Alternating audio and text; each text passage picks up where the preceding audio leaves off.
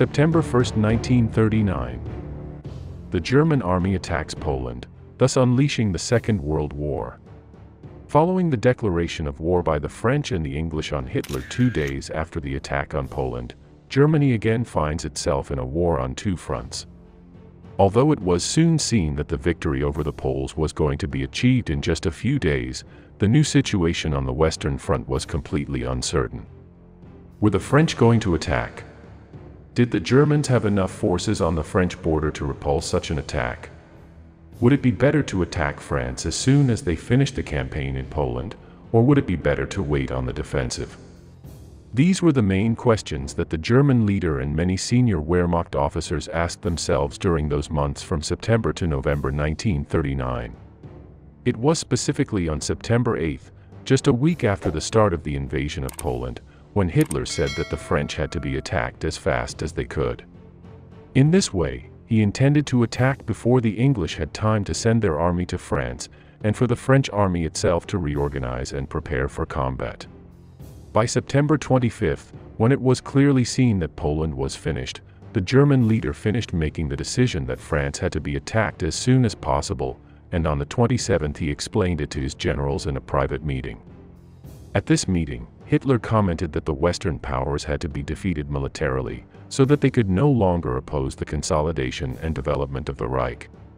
In addition, their destruction was absolutely necessary so that they would not pose a threat when the German people began their expansion to the east. The German leader said that since time was on their enemy's side, Germany had to attack as quickly as possible while still having an arms advantage. Hitler thought that the entry into the War of the United States was inevitable, as well as future hostilities with Stalin, so they had to hurry to get France and Great Britain out of the way. Finally, he commented that only a solid peace agreement with London and Paris that would maintain the territorial gains they just achieved in Poland would make him rule out the attack. Thus, after this exposition, the date that was set for the attack on France was November 12 of that same year, 1939. The reaction of the more than 50 senior Wehrmacht officers who were at the meeting was negative for the first time in years. Although they had been euphoric and even more aggressive than the German leader himself when it came to remilitarizing the Rhineland, annexing Austria and Czechoslovakia, as well as attacking Poland, the French army was something else entirely. After the enormous effort they were still carrying out in Poland, preparing for another major campaign in just a month seemed completely irrational and impossible to do. In addition, and as we are going to see below, the intention of attacking France in such a hasty way led some high officials to start a conspiracy against him, the purpose of which was to organize a coup d'état that would separate Hitler from the can. General Walter von Brauchitsch was the commander-in-chief of the Army High Command, and General Halder was the chief of its general staff on that date. Both were greatly alarmed, and by October 7, they presented Hitler with a report showing the difficulties they had encountered during the campaign in Poland, in an attempt to change his mind about the impending attack on France. The main negative points on which they focused were the following. In the first place, they highlighted the lack of equipment and training of the troops, as well as the need for heavy tanks to carry out attacks on large-scale defensive positions. They went on to indicate that they had had many problems linking up the panzer and motorized divisions with respect to the infantry divisions, which had not been able to keep up with the pace of advance. Another important matter was that while the Polish army had been attacked in the middle of the mobilization phase, the French were already organized and in favorable defensive positions. In addition, while they had been able to attack Poland from many sectors, which had facilitated the different German pincer attacks, they did not have that advantage to attack France. Thus, they could only attack on very narrow and strongly defended fronts, in very predictable actions. This being the situation, everything suggested that a scenario similar to that of the First World War was going to be repeated, with an indefinite duration and an incalculable number of casualties. General specialists in armored weapons such as Guderian, Hopner, or Reichenau also advised against launching an offensive in mid-November with winter practically upon us. To this refusal to attack, Hermann Göring also added, who indicated that with the fog, the bad weather and the short duration of the day during those winter months, it would be impossible for the Luftwaffe to provide the necessary coverage in the sky to support advance of ground troops. On the other hand, Both German armored vehicles and aircraft had suffered heavy wear during the Polish campaign, and many needed to be repaired and undergo rigorous revisions before being sent back into combat. Having everything ready for less than a month was totally impossible. So, and in a completely exaggerated way, they indicated that they would need at least 2 years to be ready.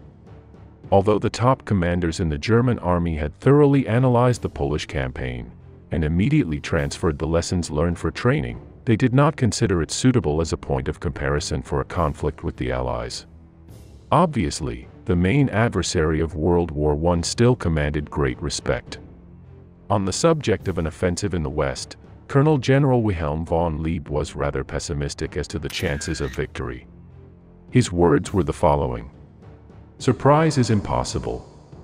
We are going to have an infinite number of victims without being able to defeat the French. An attack against France cannot be carried out like the attack against Poland that only lasted a few weeks. This new attack will be long and will cause huge losses."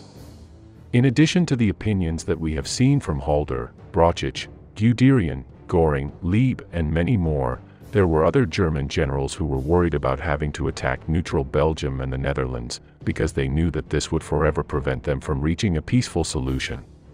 In this way, the advice of the vast majority was that this rash attack should be called off and stay on the defensive.